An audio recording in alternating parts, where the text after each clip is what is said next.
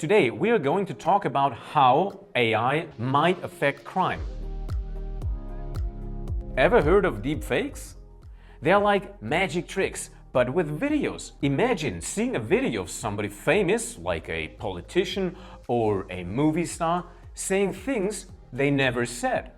That's what deepfakes can do. There are different types of deepfakes, and the trickiest one is called Puppet Master. Here's how it works. The AI just needs videos of a person's face, and it works best with famous people, of course, because there are lots of videos of them. The AI studies the person's facial expressions, voice, and how they talk to the smallest detail.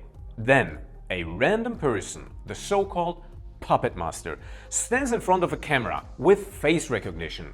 The AI copies the Puppet Master's expressions and voice onto the famous person. And the result, you can make anyone look like they're saying things they never did. And that's why it's called Puppet Master. This is a big deal because it can be used to make people say anything you want, just like a puppet. Imagine criminals faking a kidnapping or spreading lies during an election. Deepfakes can make it look real. Second, phishing. You've probably heard of phishing.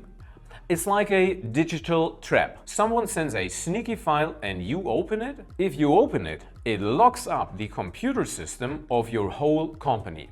To unlock it, you have to pay probably Bitcoin to the hackers. And in 2021, these attacks cost 24 billion euros in Germany alone. Blackmailers often threaten to publish customers' data or secret information if the company does not pay. Why is this so successful? Well, because hackers are getting better at tricking us, especially with something called social engineering. They trick people into letting them into the system without noticing. Phishing is as old as the internet. You have probably seen those weird spam emails with links you should never click. With AI, the bad guys can make fake messages look so incredibly real that you cannot tell they are fake. The more the AI knows about you, the better it can trick you, of course. Imagine you're a manager at a big company and you get a call from your boss. He sounds urgent and says, "I just sent you a mail from the board. Send it to whole department right away." What would you do? You'd probably do what your boss says, right? But what you don't know is that it was not your boss. It was an AI pretending to be him. The mail does not come from your boss. It's an AI-generated phishing mail with ransomware attached. Now, your whole team gets the mail from you, their trusted boss. Someone will probably open the dangerous file. By the time anyone realizes it's a trick, the bad guys already have access to the company's IT infrastructure. And that's a disaster for any company. Now, let's talk about a different kind of danger. We talked about criminals using AI technology. But sometimes criminals also attack or manipulate the AI technology we use in our daily life. Now, here is an example. This stop sign here still looks like a stop sign to a human, but the AI now sees it as a 45 km/h sign. Why? Well, these stripes are placed in such a way that they trick the AI's algorithm. Well, this was just an experiment by scientists. But who knows what real bad guys might do? It's all pretty scary, right? But like most things, there are good sides and bad sides. Let's talk about how AI could help fight crime. Soon, AI might help victims of crimes understand their legal rights. Reporting crimes could get easier.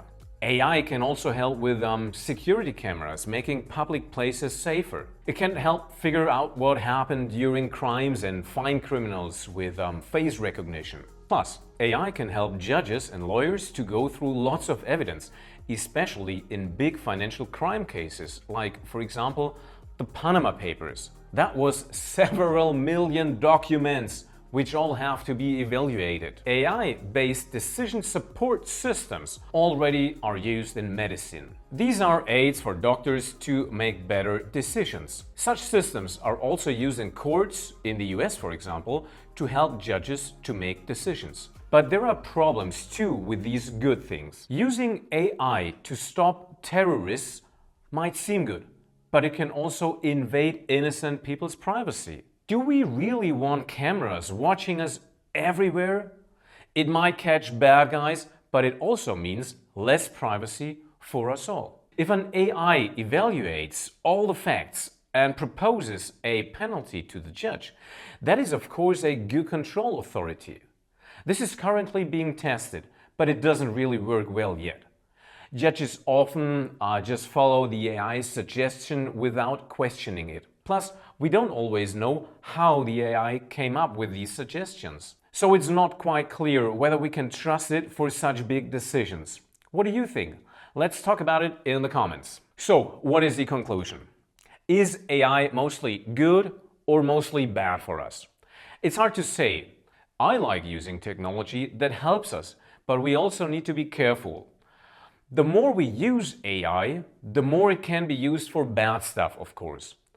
And what I told you today is just the beginning. Did you know that home security cameras take photos of everyone who rings your doorbell or enters your house?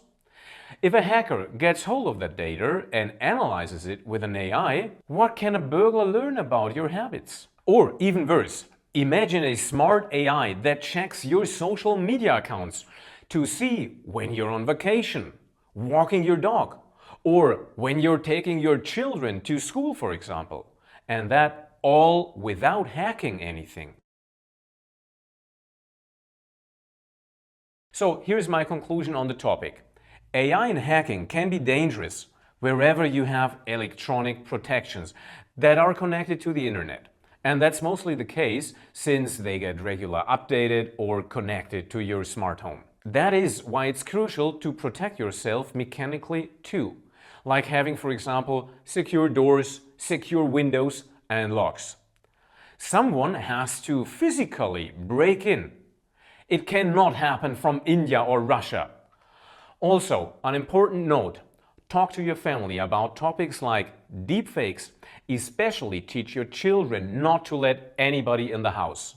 If you are interested in learning more about home security, take a look around my channel or click on that video here. See you there. Thank you so much for watching and stay safe.